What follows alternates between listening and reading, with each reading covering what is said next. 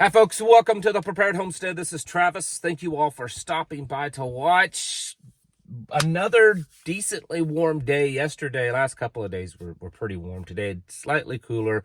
And then after today, we should get back into some decently mild temperatures around here, and no rain in the forecast. We've had quite a bit this last week, so 5+ inches in most places. So back to some dryness.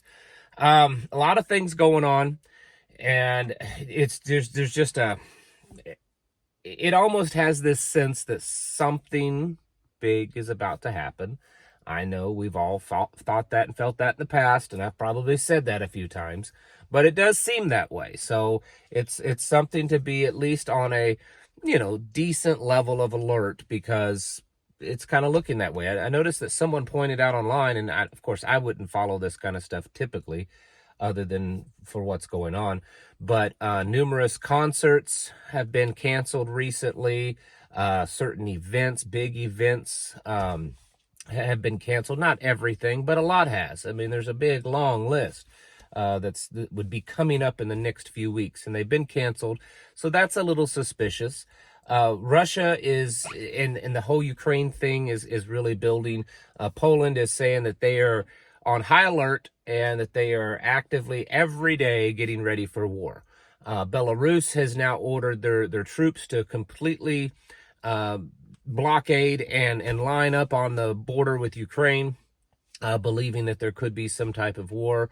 The whole thing between Russia and Ukraine, especially with Ukraine now in Russian territory, is just full of tension. And everyone's kind of expecting Russia to retaliate pretty harshly, and we haven't really seen that yet. So the question is when it's going to happen. Almost not an if, but when. Ukraine took out a major bridge inside of Russia. Russia believes it was done with U.S. weapons, HIMARS, which probably was.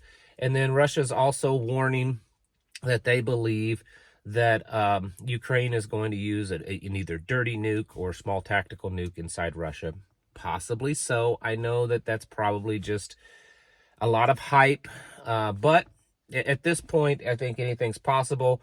There's been a lot of alerts on the nuclear power plant in Ukraine, that there's concern that could become a major target also. Down in Israel, same kind of stuff going on. American Airlines has canceled all flights going into Israel till April of 2025, which is interesting.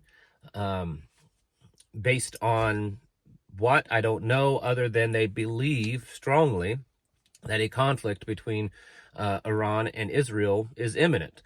And everything on paper, on the surface, looks that way. It's just not happening. So there's a lot of stuff going on there.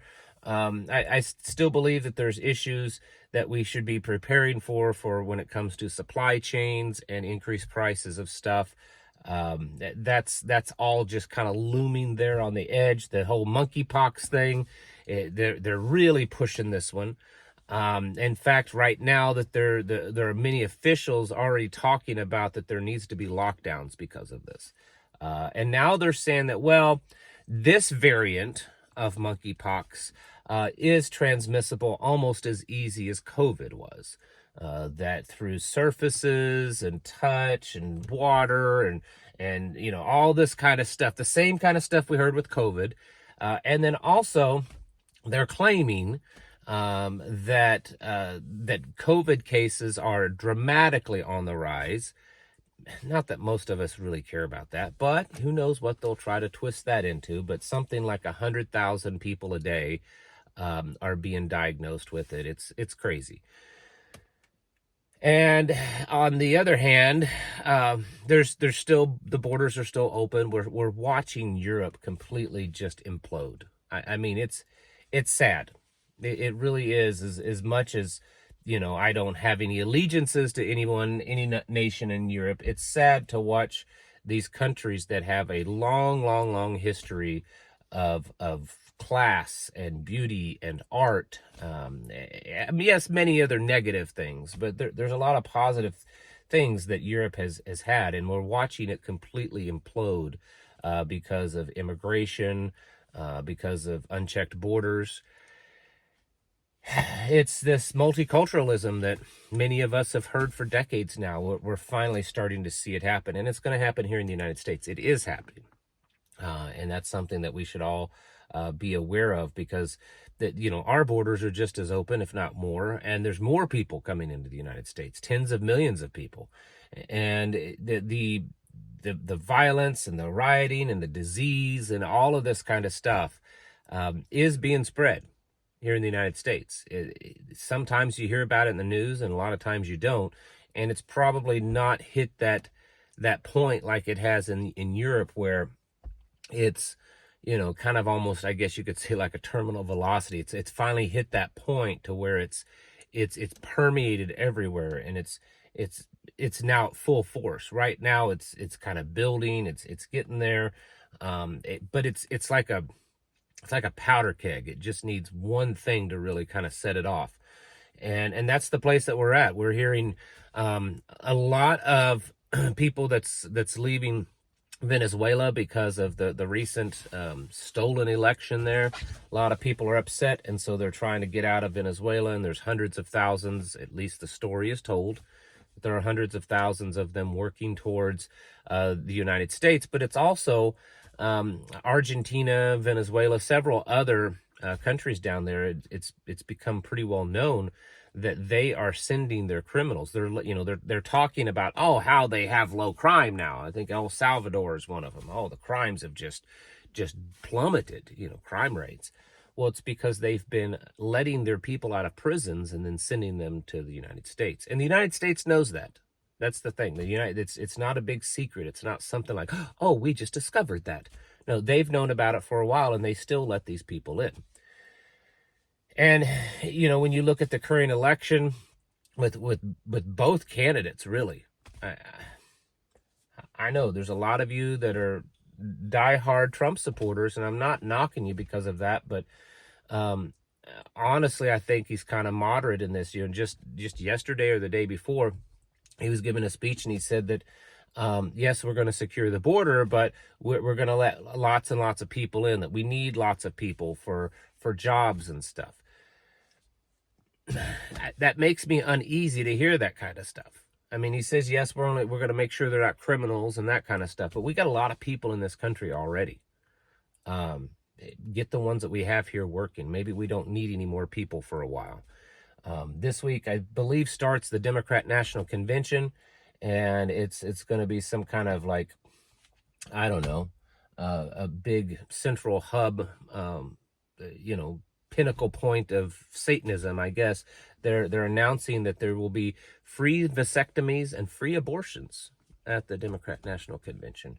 I mean, that's exactly what I'm thinking of. A big political convention. Years ago, I went to the Republican National Convention when it was in Minneapolis. I was part of the Ron Paul thing. I couldn't care less about the rest of them. And I don't really remember anyone talking about that kind of stuff. So, the free vasectomies and free abortions, they are the death cult. But, in a lot of ways, so is the Republican Party anymore. Bottom line, none of it's looking good, right? We can always find a lot of negativity in the news. We can always find things to talk about, and we can always find things that are worth kind of waking us up and realizing how bad things are, and to get prepared. And that's kind of where I'm trying to push you, and many others like myself is trying to push you.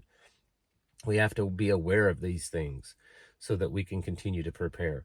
It's not something that we want to consume ourselves with, but we definitely want to be aware of them and recognize that things are getting bad pretty quick. The election's coming up soon, the possibility of wars, a world war with Russia and China and Iran and all this kind of stuff.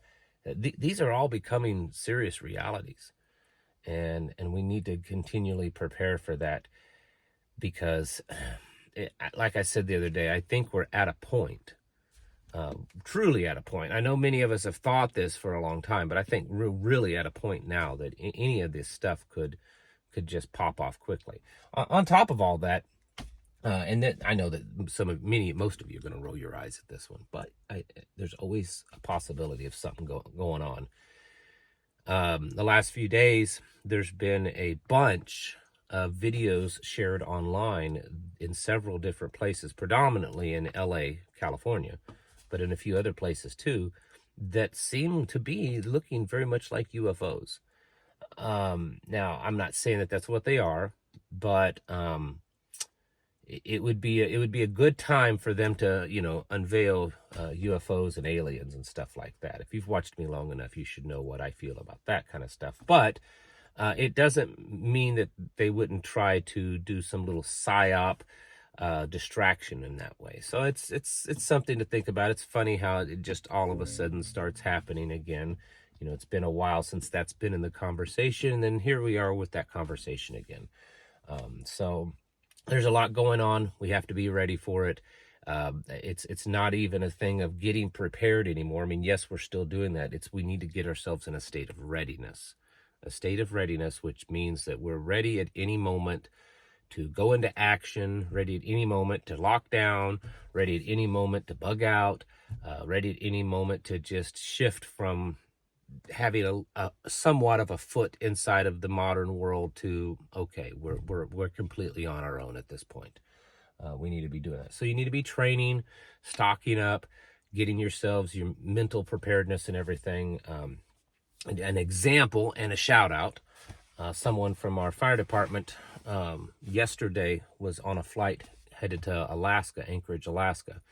And the flight got diverted. You might hear about it in the news or something, but the flight got diverted. They had to land in Spokane, Washington. And the reason for it is there was some medical problems on board. Someone was having some medical issues. And the person from my department, a friend of mine, ended up doing CPR for an hour on that flight. I don't know the total outcome of the person they were doing CPR on, but the point is that they were ready. They had the training, the capability, and they went into action and potentially saved a life.